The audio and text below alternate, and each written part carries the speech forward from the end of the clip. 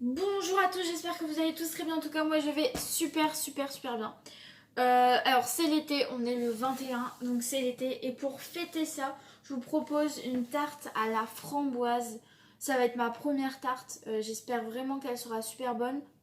En tout cas, je vous laisse avec les ingrédients pour cette tarte, avec des framboises qui viennent de mon jardin.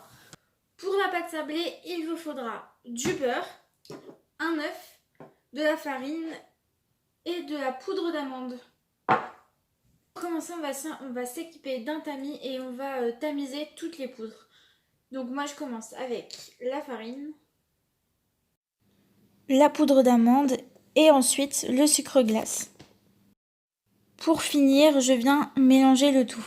J'ai ma poudre juste ici et maintenant je viens couper mon beurre qui est légèrement ramolli en petits dés. Maintenant on va pouvoir passer au sablage. Donc j'ai mes petits bouts de beurre, je viens les rajouter dans mes poudres. Je viens mélanger ma pâte délicatement sans faire chauffer trop le beurre jusqu'à obtenir un résultat presque comme du sable.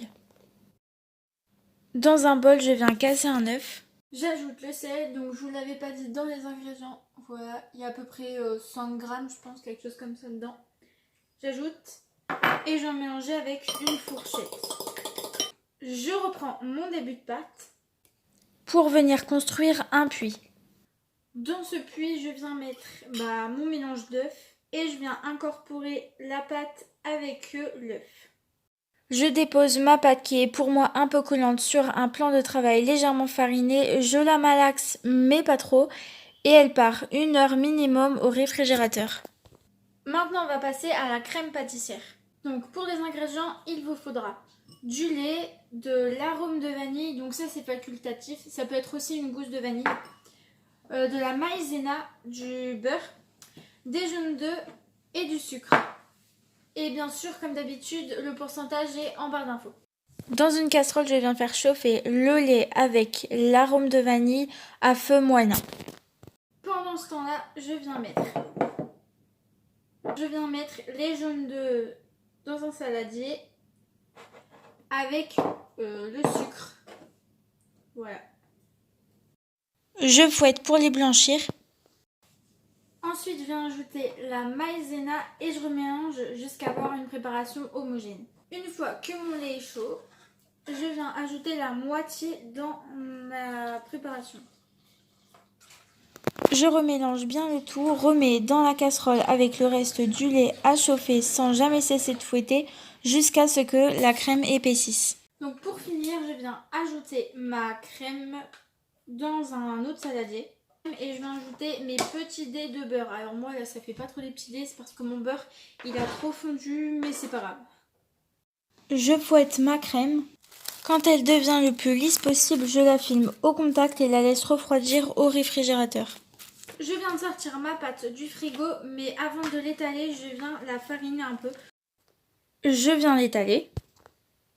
Petite précision, je vous ai pas montré quand j'ai mis ma pâte dans mon moule car tout simplement ma pâte elle a collé et j'ai vu que ça allait pas être possible. Du coup ce que j'ai fait c'est qu'en gros je l'ai juste réétalé mais directement dans mon moule. Et voilà le résultat. Alors vous pouvez aussi utiliser un cercle à pâtisserie. Étape surtout à ne pas manquer si vous ne voulez pas que votre tarte gonfle. Alors vous allez prendre du papier cuisson et vous faites comme moi, vous le mettez dans votre moule en rajoutant, donc moi j'ai des cocos blancs mais vous pouvez ajouter des haricots etc. J'enfourne 30 minutes à 180 degrés.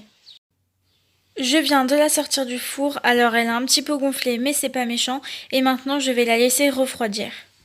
J'ai sorti ma crème pâtissière du frigo et je vais essayer de la mettre avec une poche à douille. Donc comme d'habitude, vous prenez un verre doseur, vous mettez votre poche à douille, ça va être plus facile pour remplir. Dernière étape, je dispose toutes mes framboises. Voilà ma tarte aux framboises. Voilà la tarte à la framboise. Franchement, elle est super bonne, je suis trop contente, elle est géniale. Alors ce qui est bien là c'est que ma cuisson elle était vraiment parfaite parce que si vous voyez que votre tarte en la coupant la pâte elle se casse, c'est que votre pâte elle est trop cuite. Que si elle tient bien, c'est que votre pâte elle est juste parfaite. Et moi, bon là vous pouvez pas le voir, mais elle a super bien tenu. Et bah n'hésitez vraiment pas à la refaire, franchement. Je trouve que le résultat y est. Donc on l'a déjà mangé, donc je peux vous dire que c'est super bon. Et on se retrouve, ah oui, on peut se retrouver avant sur mon compte Instagram. Qui va s'afficher juste ici à l'écran. Donc c'est sur ce compte je vais mettre la recette par exemple de cette tarte, toutes les autres recettes que vous pouvez trouver sur cette chaîne YouTube. Je mets aussi des stories de tout ce que je fais tous les jours, n'hésitez pas à y aller, ça me ferait super plaisir. Et super important, on se retrouve jeudi pour une nouvelle recette.